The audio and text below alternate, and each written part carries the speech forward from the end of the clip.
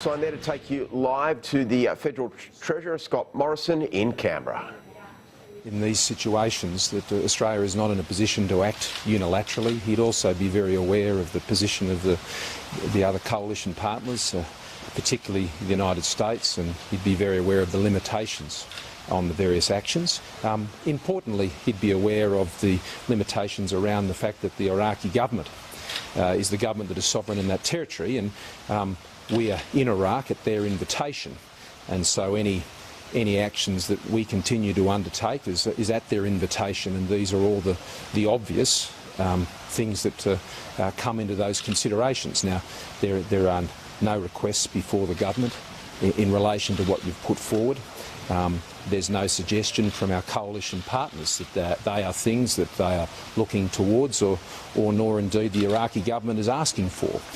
So I note his observations, but as a former Defence Minister, he'd be very well aware of the parameters that currently has Australia with 780 personnel in that theatre, and those personnel there are doing a very important job at great risk to themselves, but it's an important task which has been getting results. When we first went into this to this task, the job was to disrupt and degrade Daesh, and there have been considerable advances made on that task. Daesh have been pushed back through Iraq, and that remains our key focus in working with our coalition partners.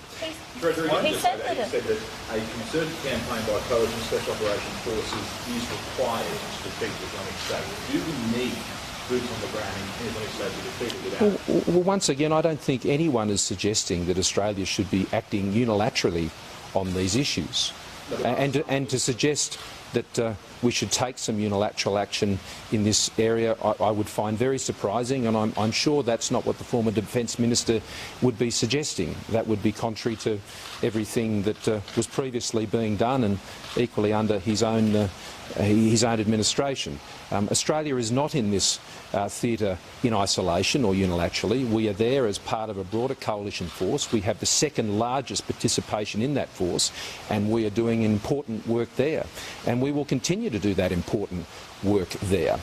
It's important that in these situations that we remain very calm, and that we work in concert with our partners in this theatre, and that we don't have some sort of hot-headed response to these issues, that we remain very, very measured and calibrated with our partners, and we remain focused on getting the job done.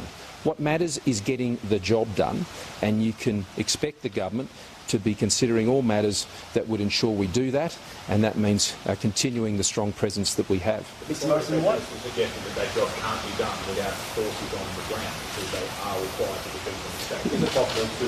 Well, again, I simply just say that our activities in that area, our deployment in that area, is part of a broader coalition force, and we act in concert with the United States in particular, but others who are active in that area. And so any action Australia takes would need to be done consistent with the activities of those other groups, and to consider any unilateral action outside of that would be folly. Mr. Morrison, I guess I'd ask more broadly, why do you think Mr Abbott and some of his key supporters now, Mr Andrews and Mr Nicholas in the last week or so, have put forward more than one occasion, I guess, policy proposals at variance with the government's position? So, for example, the NSC we've seen, and also the boots on the ground proposal.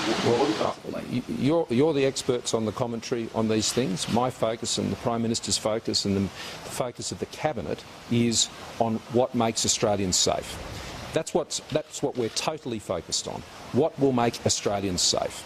And what will make Australians safe is not only our continued presence of the 780 men and women of our ADF in the Middle East, but will also make us safe is the outstanding work of the Australian Federal Police, State and Territory police forces, of ASIO and other organisations that are out there every day trying to ensure that we have the best possible information and the best possible interventions, which is disrupting and preventing the dastardly work of Daesh in this country. Now, what we won't entertain is the sort of approach which will set one Australian against another, because that's what Daesh wants. Daesh wants conflict in this country. It wants that, and we're going to deny them that. And I think Australians will also not be intimidated out of the free and open lifestyle that we enjoy in this country. We have taken extraordinary measures over the last few years to bolster our border security, to ensure that our intelligence services are well supported and well financed so they can do the job to keep Australians safe. Equally, we've engaged in a coalition deployment into the Middle East, which is doing the job that has been asked of it to do. And if there were to be any change to that, that would need to be a matter which was considered amongst the coalition of forces, not by any unilateral position of Australia. Surely these interventions aren't actually helpful when it comes to getting that message across about, the way forward that the government's taking when it comes to national security. The interventions of some of these former ministers surely must be derailing that somewhat. Well, the government isn't distracted from its task, and the government's task is to keep Australians safe. That's what we're focused on. I'll leave the commentary on all of these other matters to yourselves and others who may participate in the debate. But as a government, we have a responsibility to keep Australians safe and protect Australians. And that's what we're focused on.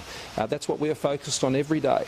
And everything the Prime Minister does and his colleagues do within the Cabinet is to achieve that goal. Thank you very much.